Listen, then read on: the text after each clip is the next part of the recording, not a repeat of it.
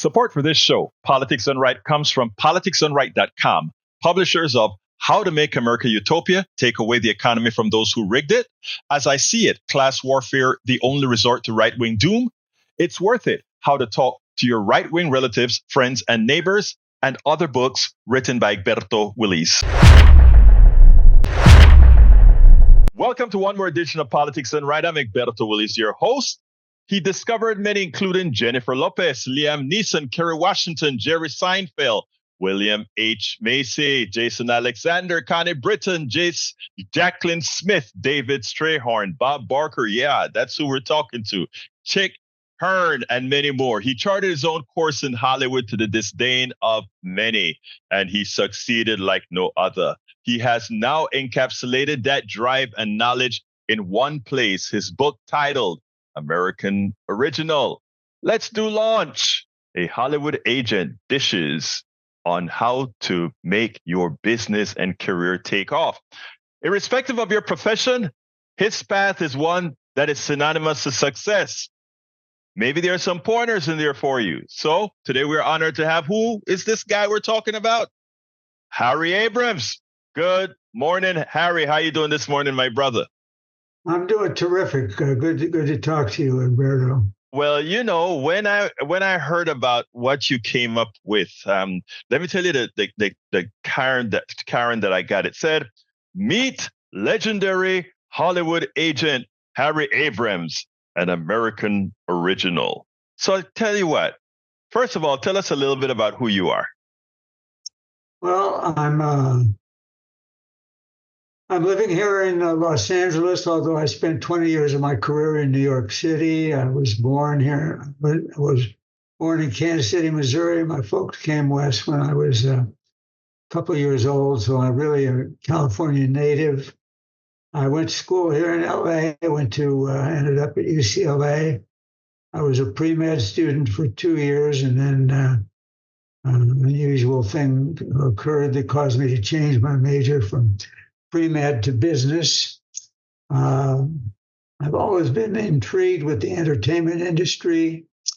I actually came close to going to work at 20th Century Fox for the famous man who founded 20th Century Fox, Spiros Skouras, but that's a story, another story, if we want to get into that. I always wanted to get in the entertainment industry, but I didn't. I had no connections. I come from a very poor family. I have my mother and father are gone now, but I have three sisters. Two of them are gone. I've still got one who's still with us, and they were very poor. My mom and dad, and I had to do things all on my own. I had to start from scratch, and I started. My father couldn't afford to give me an allowance when I was growing up as a kid, and so I had to go out and earn my own money. And I started a paper route when I was about 9 or 10 years of age, and that graduated into eventually, after about a year, into a paper corner where I sold papers on the corner of Pico and La Brea here in Los Angeles, which is a famous intersection, and I wanted to get in the entertainment industry. I had no contacts, but I had learned how to write a letter of inquiry about looking for a job. When I graduated from UCLA, I went in the military. I was a ROTC, so I was a commissioned officer in the military for the Medical Service Corps, stationed in San Antonio, Texas, at Fort Sam Houston. I spent 6 months in the active duty, and then 7.5 years of reserve. I stayed with the reserve that 7.5 years, eventually moving up from a commissioned officer as a second lieutenant to eventually a first lieutenant, and then eventually became a captain. I resigned my commission with the U.S. Army, and after 8 years, I finished my commitment, and looking for a job. And wanted to get in the entertainment industry. I had written a letter. I didn't have any contacts in the agency business, talent agency business, but talked to a lot of different people, read a lot of books, decided that the talent agency business was where I wanted to start. I didn't know whether eventually I'd end up being in motion picture production, television production, theatrical theater production, or just what aspect. I certainly had no artistic talent. I wasn't a performer. I didn't write. I didn't sing. I didn't compose music. I was not a director. I decided I wanted to be on the business side of it, and that's what I pursued. And I wrote these letters to a couple of different talent agencies that I found out had training programs.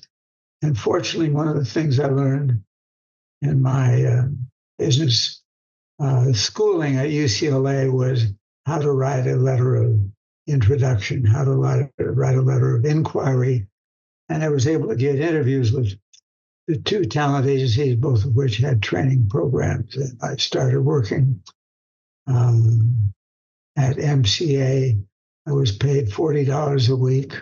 Oh. I left a job in Richmond, Indiana, where I was working for a power lawnmower company while I was waiting for my name to rise to the top of the list at these two talent agencies. Because once you had an interview with them, if you were fortunate enough to get an interview, you had to then wait till your name rose to the top of the list. There were a lot of people ahead of you, and it took about a year, maybe almost a year and a half, for a name to rise to the top of the list. And finally, I got the call from the William Morris agency. It was the first agency that called me, and I had during my interview process that I had with William Morris, my interview process with MCA, I met with not only met the human resources director, although they called them personnel directors in those days. I also had to meet with several of the agents in the different departments to see whether they would approve me to enter their training program. And training program started paid at $40 a week. And I was working in Richmond, Indiana for this power lawnmower company while I was waiting for my name to rise to the top of the list. And it was about a year and a half, or maybe a little under a year and a half. I got the call to come to work, and I was then making $125 a week in Richmond, Indiana. And the owner of the company, I told him I was going to leave and go back to Los Angeles. He was very upset with me. He flew in from New York. That's where he was based, and took me to dinner and offered to raise my pay, double my pay to $250 a week. And I said, his name was Maury Lober, who was the owner. In those days, $250 a week was a lot of money. It was a tremendous amount of money. Yeah. And I quit that. I'm sure he had second questions about my intelligence. When I said I was leaving job, $250 a week to go to work for $40 a week, but my heart was set on the entertainment industry, and so that's what happened. I can go on and on and on for a couple of hours here, Egberto. No, but let me just ask you this, because now in those days, that's how it worked, right? You threw yourself. They had a training program. They selected whether they thought you could do good in that training program. You qualified for that training program. When your time came up, your quota, or whatever you want to call it, you got the call, you went out there, and then the training began. Now, after your training was over, did they just unleash you? How do talent agencies work? Do they unleash you to just look for people, or what? Well, at this particular agency, which was called MCA Artists, it stood for Music Corporation of America. When you work in the training program, you start working in the mailroom for $40 a week, and eventually you get to know all of the agents in the company because you come in contact with them all the time, delivering their mail, picking up their mail, distributing the mail, and running errands and delivering scripts and driving around the city, et cetera, to studios and networks. And anyway, you get to know the agents in the different departments. And in this particular department, which was the radio and television department of MCA, there were a couple of guys who I got to know very well because I did a lot of work for them. And eventually they offered me a position to leave the mailroom and to go to work as an assistant to the two of them in their department. And that's how I got started. And that's how one moves out of the training program into it. You're still in training, but now you got an honest job. You finally got the pathway to being an official agent. Yeah, I was on the way. I was on the path. Right. Now, I gave you that when I started the program. I talked about all these different stars that you interacted with, and in fact, that you are the one that initially brought them into the Hollywood domain. When did you get to the level where you started discovering this kind? What did you do as an agent, talent agent, to find these people? Well, eventually, after I had worked as an assistant for a year or two for these two guys, I was then elevated to becoming an agent at MCA, a full-time agent. And then I was able to solicit talent or try to bring talent into the agency and also sell the talent of the talent agency as well. And I stayed, and I did that in the radio and television and commercials department, radio and television commercials, radio and television advertising, dealing with networks and radio stations and television stations and advertising agencies. I mean, that was a specific direction or a specific area. I wasn't really dealing with motion picture studios. I wasn't dealing with independent motion picture producers or Broadway or theatrical producers or television producers. And I stayed in that specialized area until MCA went out of business. And they went out of business, I think, in 1962. They were judged in violation of the Sherman-Clayton Antitrust Act. They'd become a monopoly. The famous man, Lou Wasserman, ran MCA, and he bought Universal Pictures for several $1 million, and he found himself, MCA was now in the motion picture television production business, and they were buying all their talent from MCA, from their talent agency. They were buying their artistic talent, all of it. So it was a closed loop. It was a closed loop, and there were several other agencies like the William Morris Agency, an agency called ICM, that was a very large agency, and several other agencies that objected to this and eventually filed a lawsuit against them with the U.S. government, claiming they were in violation of the Sherman-Clayton Antitrust Act. They were a monopoly, and that they should be stopped from doing that. And that case, the wheels of justice grind out very slowly. You've heard that before. And it took about a year and a half, 2 years to get through all of the various and sundry legal agencies, et cetera. And it was during Jack Kennedy's administration as the president of the United States. His brother was Robert Kennedy, who was the Attorney General. Attorney General, yeah. Of the United States. And it was in 1964 that, I think it was 1964. I've forgotten that sometimes these years. But yes, that was when it was. They were found guilty, MCA, and they were forced by the U.S. government. They received a directive from the government said either you stay in the talent agency business or you stay in motion picture and television. One or the other. One or the other.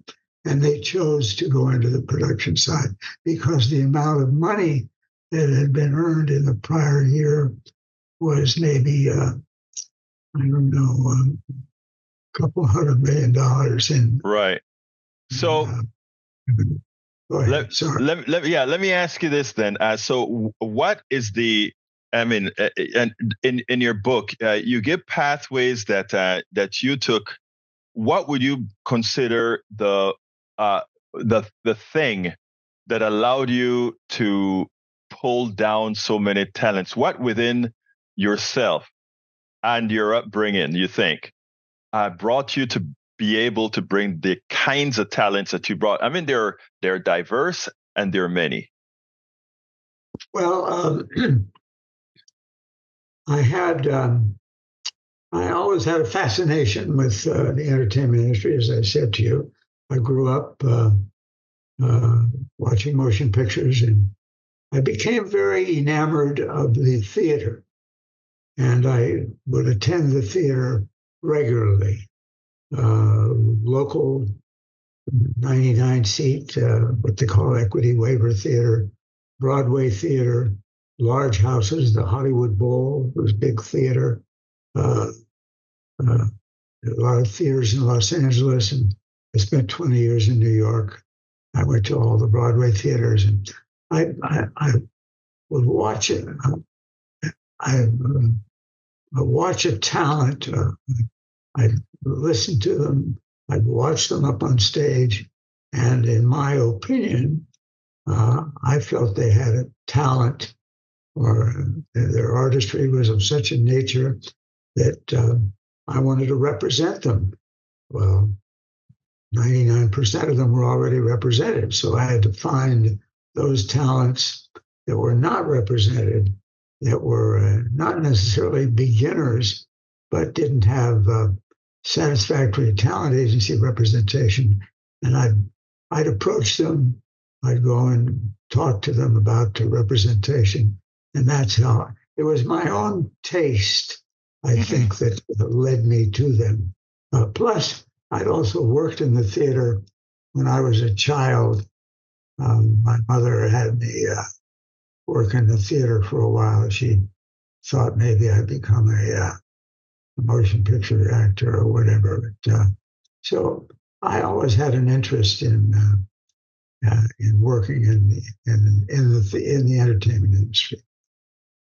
So I hope that answered your question. No, of course. I mean, you're saying that it is your own taste that you looked when you saw these people. You actually looked at the things that you thought entertained you, and you thought, well, if it entertains me, it likely would quite a few others. And yeah, if the list of people that you represent, that says it all. You said it is said that your book is filled with stories about your entertainment pursuits. Do you have a whole lot of anecdotes about some of your catches, if you will? Tell us a couple of them. Well, one of them was, I don't know if you ever heard of the actor Eddie Albert, Green Acres. Yes, of course. He was a star of that show. Anyway, he was a client of MCA's. And I dealt with, I mentioned to you, advertising agencies and the advertising agency for Lipton Tea, the Thomas J. Lipton Company, was sponsoring the Democratic Convention, 1964, in Los Angeles. And the creative director from that advertising agency, who I had come to know over the years and I'd done a lot of work with selling him talent previously, he called me one day from New York. I was living in LA. He said, listen, our client Lipton Tea is going to be one of the sponsors on the show, and they're looking for a name, celebrity, or personality to deliver the commercial. 60 in those days, it was 60-second television commercials. But they wanted to deliver the commercial live. In other words, they were not going to pre-tape it. And looking for some celebrity or personality. Do you have anyone? Now, I had sold talent to these people before.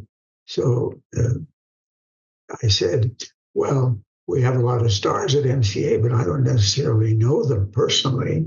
They all have their own, what they call point agents. But let me see if I can collect a group of names.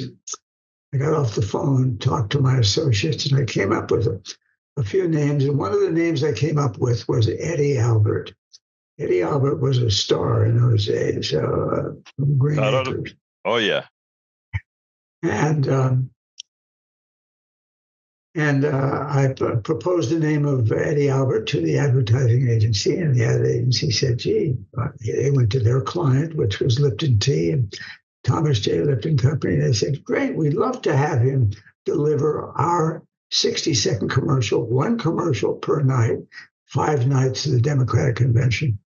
And we'd love to have him deliver our 60-second commercial. Do you think he'll do it? So they asked me that question. I said, I don't know.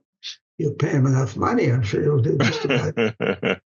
So I went to Eddie Albert's point agents because I didn't know Mr. Albert at all. And he said the same thing that I said was, well, if you pay enough money, perhaps he'll be interested. So I ended up getting a 6-figure offer, which was pretty substantial in those days. It was all he had to do was one 60-second commercial live, 5 days. 5 days, yeah. And in the 60s, he got a 6 figures for that. Wow. I was a good negotiator. I guess you were. So what happened was we made Eddie Albert had never done commercials before, and he said, well, it's kind of interesting.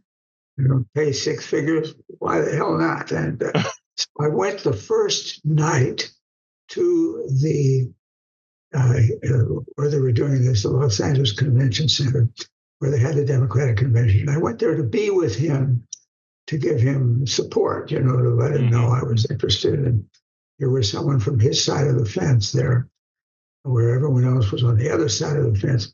So he delivered the 60-second television commercial live in front of several million people around, not only around the whole country, yeah. Not only the country, but around the globe.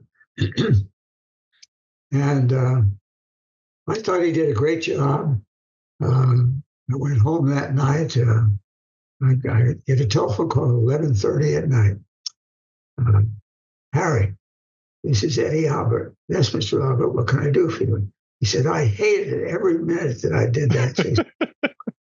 I hated it. It was like poison. I don't really want to continue.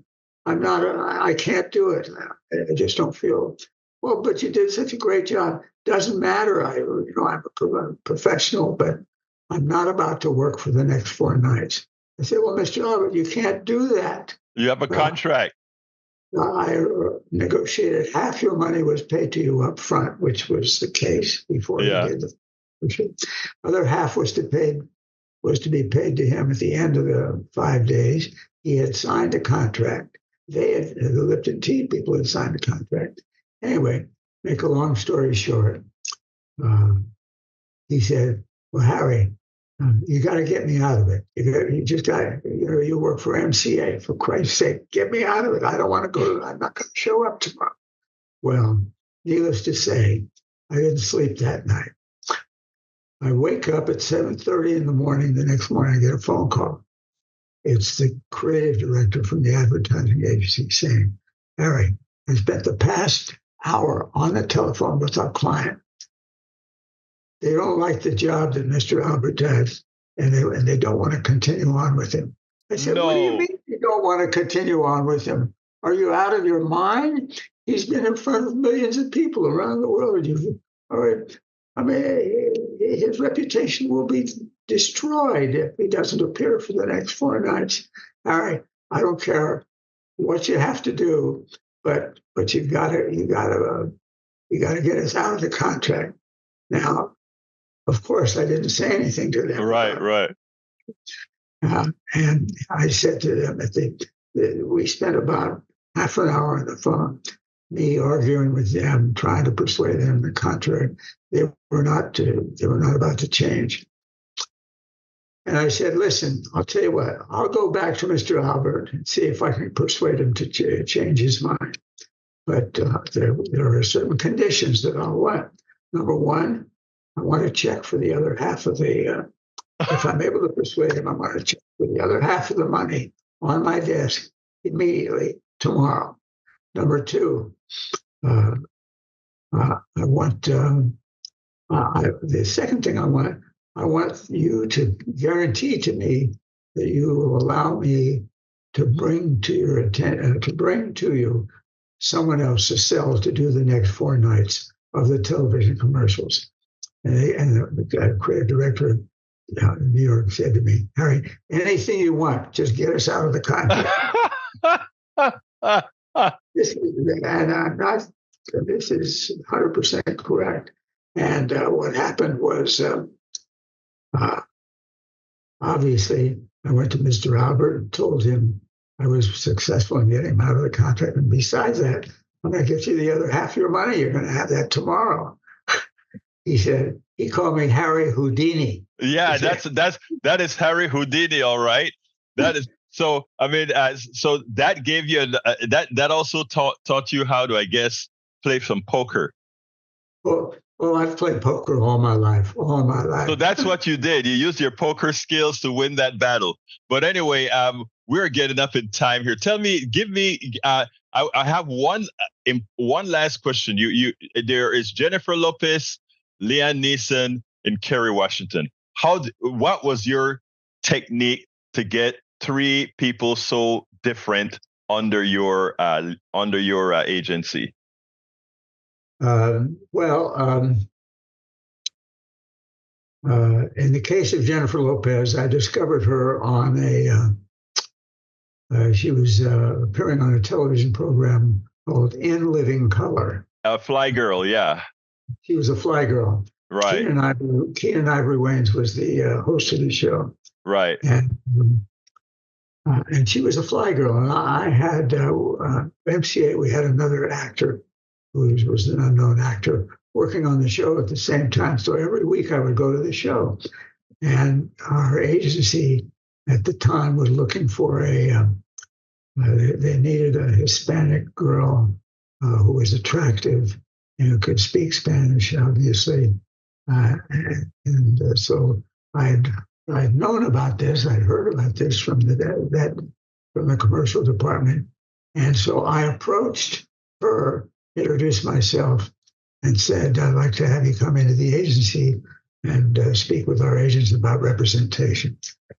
And she was delighted to, because she was a fly girl. Right. Girl means a dancer, by the way, to those people who don't know what a fly girl is. And that's all she did. And we took her on for representation, and the rest is history. The rest is. And what about Liam Neeson? Liam Neeson. One of the things that I did after I built my career in Los Angeles, I opened an office in New York, and I had people stay in Los Angeles who were employed by my company. And when I lived in New York, I was much closer to London. So I would go over to London 3 or 4 times a year, just to not only see theater, but to keep my eye out for actors. And I established relationships with many, maybe 5 to 7 to 10 different theatrical agents over there, different companies, small agencies, independent agencies. And one of them was owned by a man by the name of Norman Boyack.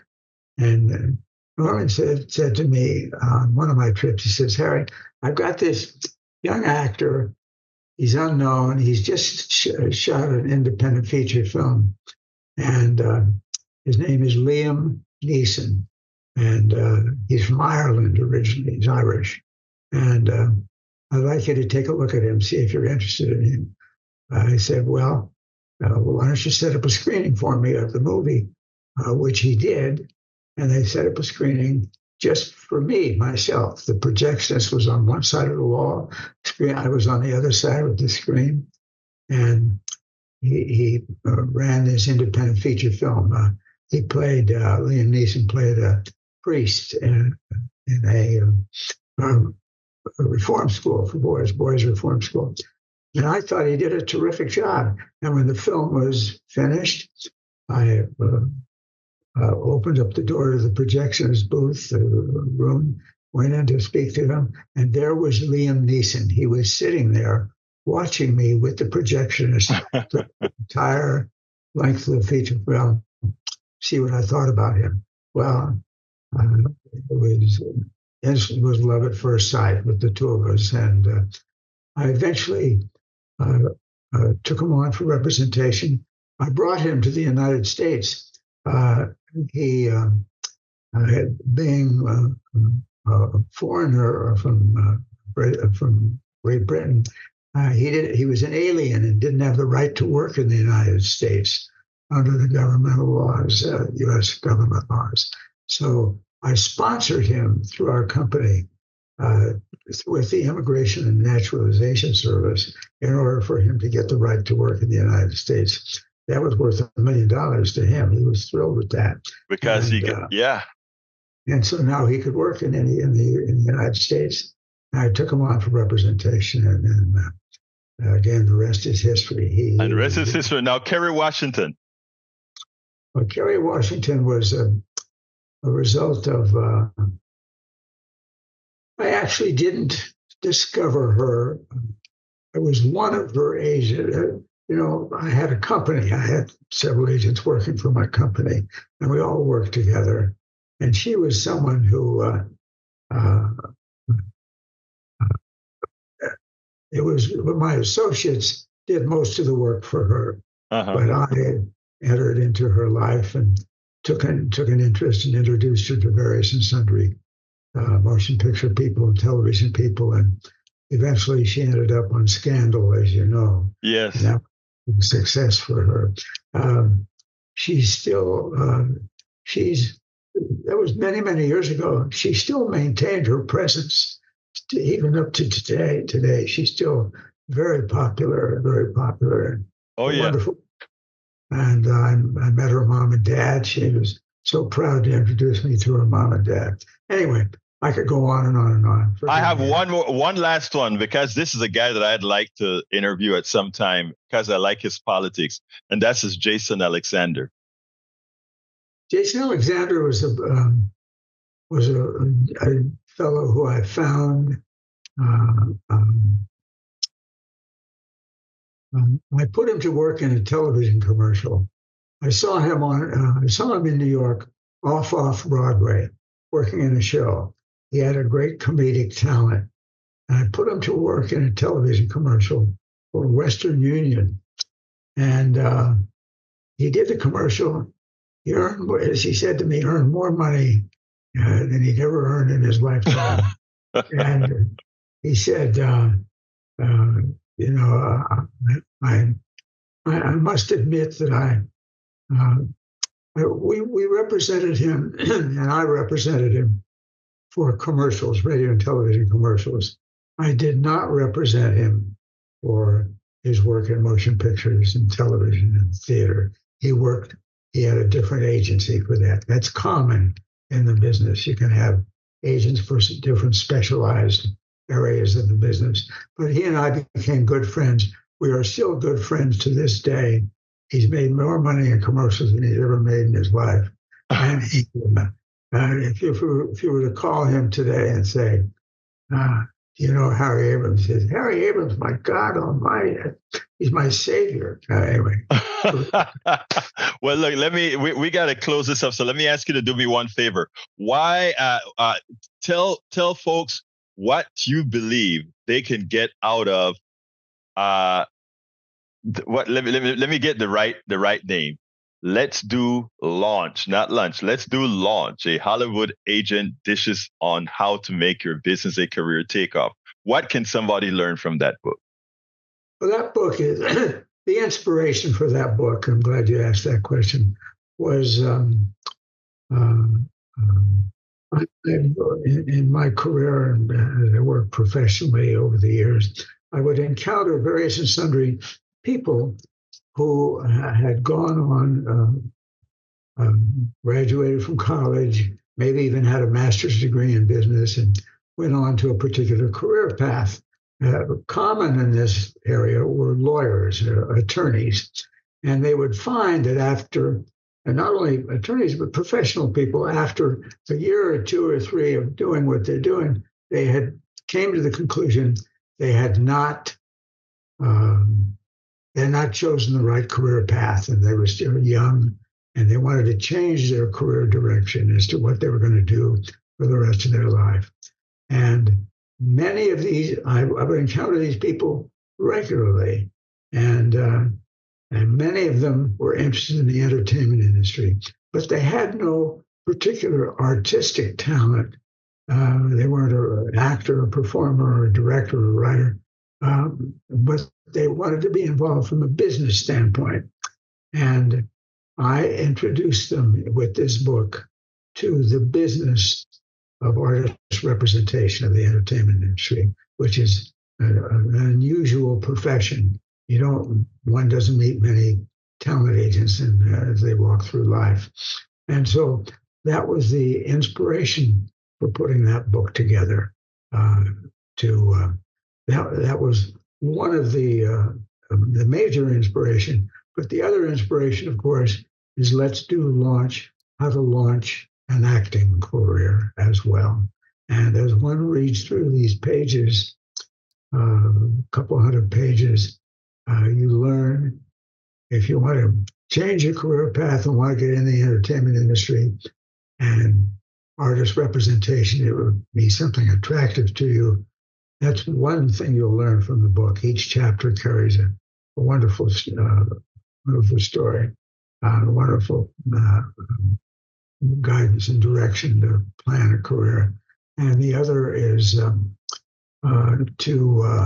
for an actor or an actress, what they have to do in order to get themselves seen, heard, become a star, et cetera, et cetera. Well, let me tell you, Harry, that is something we can probably promote now, even as you've written it for people who may want to get in the business side of entertainment or be actors themselves. The idea, one of the first things you mentioned was that if you think you've chosen a career that you didn't really think was right for you, there are options for you to move on. Never stay stuck to where you don't want to be. There are options, as you did yourself, moving from Indiana to LA and becoming the success that you've become. I want to thank you so kindly, Harry, for giving us this time, giving us a little bit of your story, which I find quite intriguing. And thank you so kindly for having been on Politics Done Right. Oh, it's my pleasure. Thank you, Egberto. Nice to meet you. I enjoyed it immensely. Have a great day. A conversation between Politics Done Right and Latino Rebel. Is it Latino Rebel on Substack or what is it on Substack? No, it's decolonized journalism. That's right. You know what is so funny? I subscribe to Decolonize. I'm a paid subscriber to Decolonize Journalist, and I can't remember the name. I'm getting old, Arturo. I'm getting old. What can I say?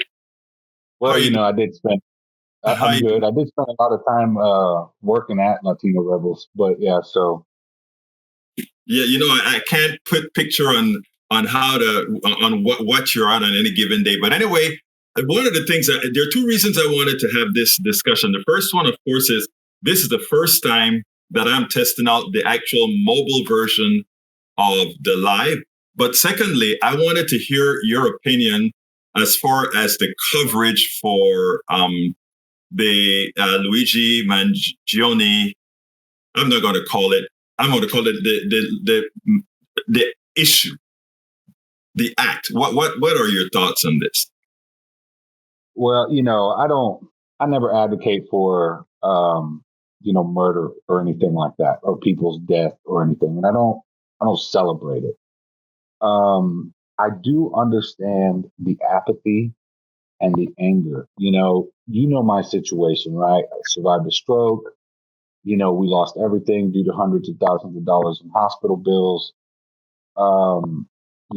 I'm a pretty angry individual when it comes to our healthcare system, especially considering that, here we are 10 years later and I'm still struggling with my health and stuff. But, the media coverage has been really one-sided, right? So, they're admonishing a lot of people for elevating Mangione to like a folk hero type of status. And I don't think they talk about the tens of thousands of people who die every year due to being denied health care enough, right? So while Brian Thompson's murder is pretty horrifying, I think what's more horrifying is that tens of thousands of people die every year due to a lack of health care or being denied coverage by insurance that you pay for. So, I get why he's been elevated to folk hero status. When you look at Congress in particular, Elizabeth Warren and Josh Hawley, right? Two people who couldn't be any more different, introduced a bill, I believe it was yesterday or the day before, to require insurance companies to stop controlling like people's prescriptions. What is it called? I got it pulled up here. The PBMs, right? Pharmacy benefit managers. The guys who control the drug distribution to pharmacies. Right. So essentially, the bill is going to require health insurance companies to be one or the other. So within 3 years, you can either be pharmacy benefit manager or health insurance provider, but you can't be both. And, did Mangione lead to this? I think so, because not what he did, but the outcry that occurred after what he did is what led to extinction. I am so glad because, again, when we look at the Mangione story, we see that Mangione is a wealthy guy, went to wealthy schools. In reality, from a technical standpoint, whether he has insurance or not, I don't even know if that matters because, again, he comes from a wealthy upbringing. But that doesn't mean that is his actions. We don't know. We can't know what was the reasons for his actions, but the actions itself awoken people to, wow, somebody fought the guy. Maybe I can too. Yeah. Right. Maybe not that extreme what Mangione did, but there's certainly this element of, we can fight back. Mm-hmm. Like you said, Mangione came from privilege, from wealth, and his motivations, it's starting to sound like it had a lot to do with his own health, back surgeries, his mom's health, and a lot of anger there. But it's a pretty nonpartisan issue, right? This is a class issue, and that's what it's become. And I think that the media is having a hard time grasping that concept. That while they're admonishing people for celebrating Mangione in a sense. And I wouldn't even call it celebrating because I don't know that anybody's really celebrating him like that. But for the folk hero status, at least, that's what they're admonishing people for. I think that, when you see that even right wingers, even MAGA, even far right people, Ben Shapiro, who's on the far right, we all know, he spoke out against it, against this folk hero elevation of Mangione. And his viewers went after him for that. And MAGA viewers at that, yeah. It wasn't even progressives coming in to kind of take over his shot. It was his own folks. And it's like, guy, where are you? Right. And, that was really, really telling. Pretty much across the board, you see a lot of people, on the right, you see a lot of people are not, trying to celebrate the death. And, like I said, I don't know that anybody really is.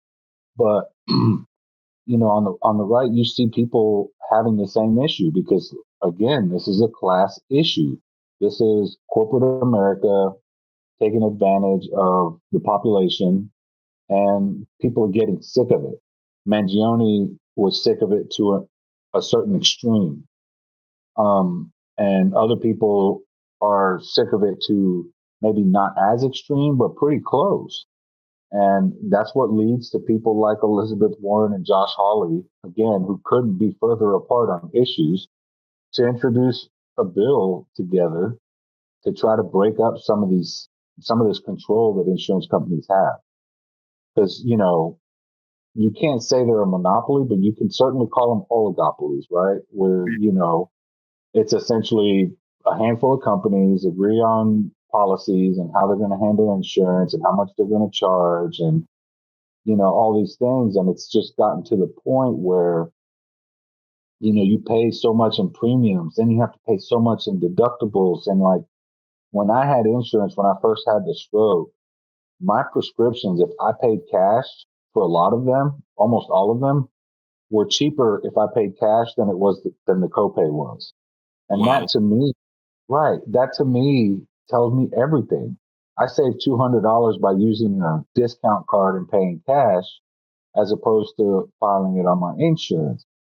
And, a lot of my medications are extremely expensive for, being a stroke survivor. So, even now I don't have insurance. I don't have Medicaid. I don't have anything like that. I have to pay cash for everything.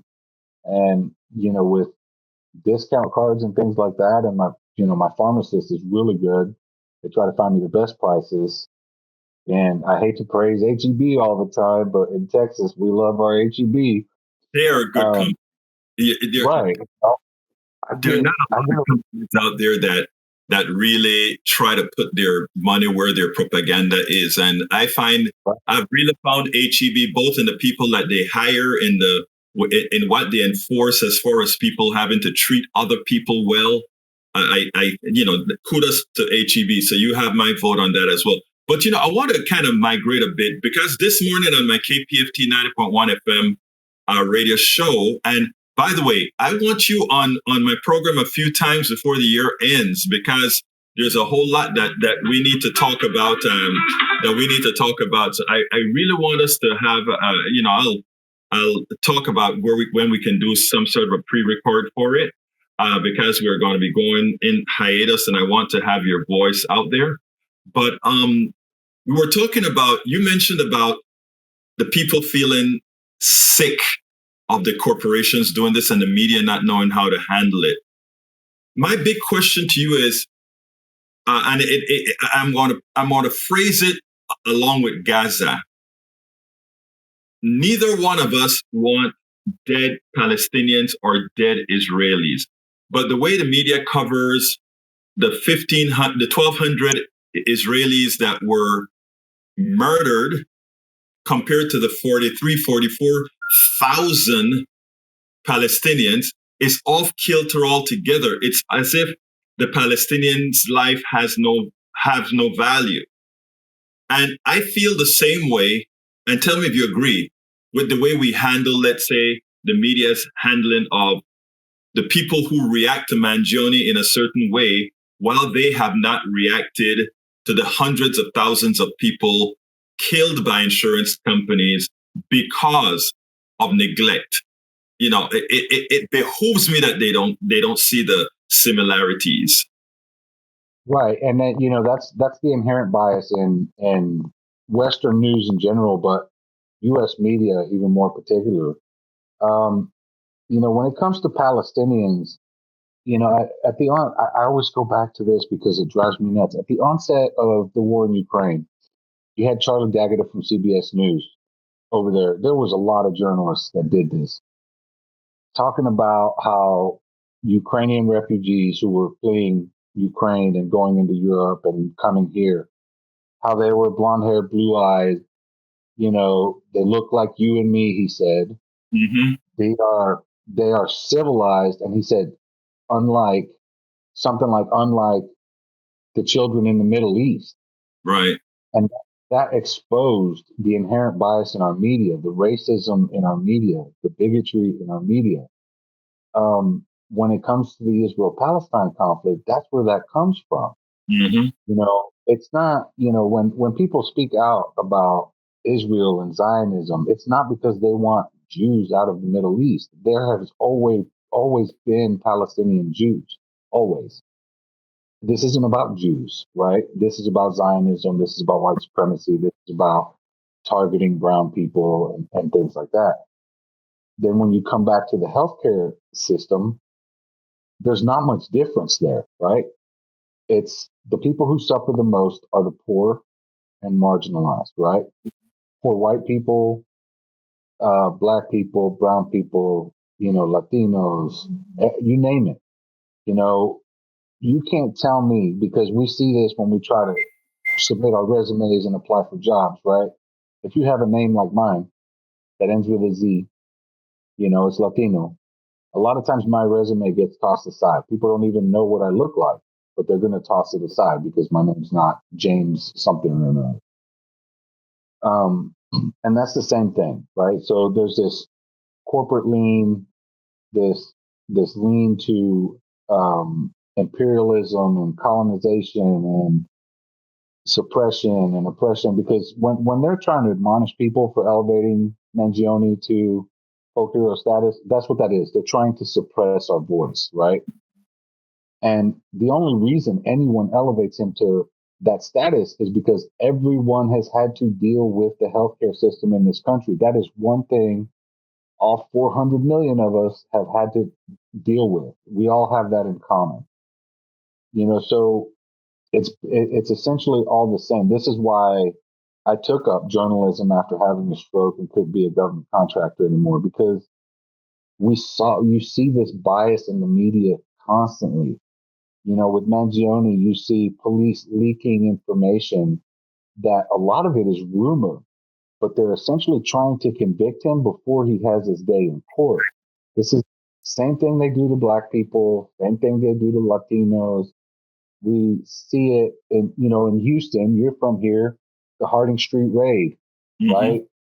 They killed 2 white people.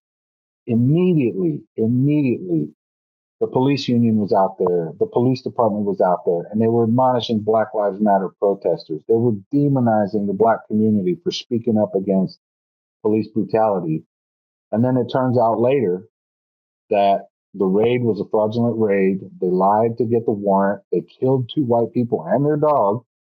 And now the police union is nowhere to be found. Nobody apologized. Then a report came out that I covered over the summer about Art Acevedo when he was chief here, telling the cops to turn their body cams off after the incident, because it was recording what they were saying, and they were essentially saying, "Damn, we screwed up." And he was like, "Turn your camera off. We don't need that. That's evidence against us," type situation. So while everybody praised Art Acevedo when he was here, he turned out to be just as crooked as the previous chief and the cops who did the raid and all that stuff. And the media doesn't cover that. So there's this huge slant, towards law enforcement. I just wrote a story, came out this morning, about almost 24 cops were sent to Pennsylvania. They drove 80 miles an hour for 300 miles. One of them was carrying a long rifle in the police station, and they were there to, quote unquote, confront Mangione. Why are you sending? 2 detectives could have done this. Right. How much did that cost New York taxpayers? Lights and sirens on. How many people did they inconvenience on their 300-mile journey? Is that necessary? Again, media won't cover that. Fox News covered it, but they didn't realize what they were doing was exposing how wasteful police departments are. Exactly. And all of this is the same. All of this comes back to the same. They can't afford to invest in healthcare. They can't, but they can afford all these macho law enforcement kind of a thing. Well, let me tell you, Arturo, I want to talk a little bit more about some of this with regards to the healthcare on our, I want to get us a 15-minute segment to play on KPFT. So offline, we'll kind of arrange something so that we can go through that. But in the interim, I want to thank you so kindly for speaking to me in an impromptu fashion, with me just asking to speak to you about this issue, because I think while the mainstream media isn't going to cover this story in the proper context, I think it's on you, it's on all of us that are doing independent media to do so. So I always try to give a plug on things like when we're doing this, and my plug is going to be, folks, we do the work that many on the mainstream media fails to do. We complement, and in fact, many times we have to take the lead. So please remember to subscribe to Decolonize. Give me the full name. Decolonize Journalism. Decolonize Journalism, and of course, Egberto Off the Record. But right now, my brother, thank you so kindly for spending this time with me. And you have a wonderful rest of your day. And to those who listened, thank you so kindly. Please remember to share. One of the reasons crime occurs in many instances is because one gets pushed and pushed and pushed. You create policies that don't alleviate poverty, so poverty areas are stricken with crime. You create a prejudice against a group of people, and that prejudice against a people causes them to lash back. You create policies that harm, policies that kill people, and those people respond, or their allies respond. Let's be clear, folks. Let's be very, very clear.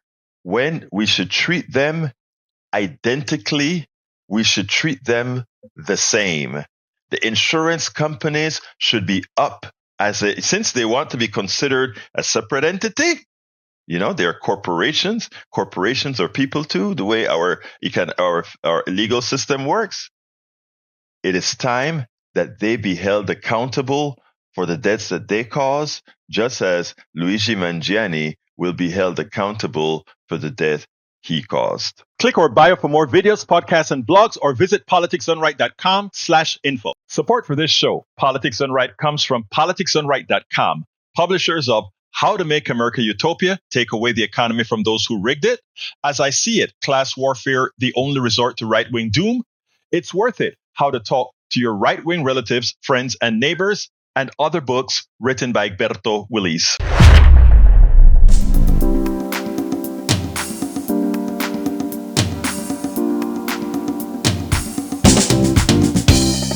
Welcome to Politics Done Right. I am your host, Egberto Willies. This is a progressive program that will take the mystery out of politics. This is the program that will encourage you to make sure government becomes we the people. Whether you are liberal, progressive, conservative, or otherwise, you get to air your point of view. We are an independent media outlet that, unlike mainstream media beholden to corporations, we only owe allegiance to you. Remember, you can also send me a tweet at EGBERTOWILL